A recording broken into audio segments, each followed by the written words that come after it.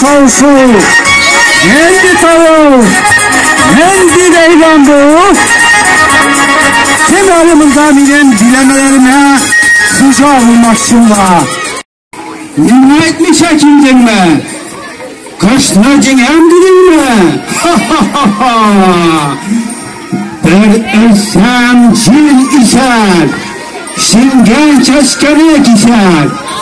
İkinci ölsem kar yağar, güller yılgarda buz katar.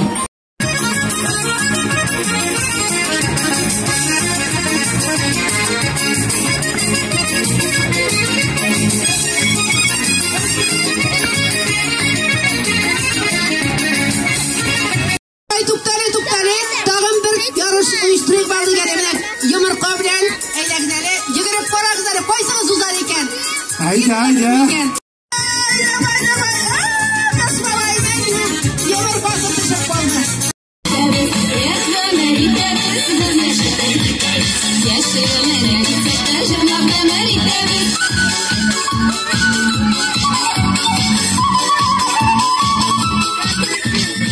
Sana üzülüp yaratıcı, üz ilimde, üz yerimde, üz tilimde, bayram bilen kutlayım sizni.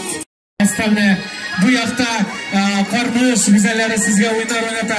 Tüge yakta endi dostlar bizning Osmanlı Özbekisi sizge oynar oynata. Sahnede Tüven Şivada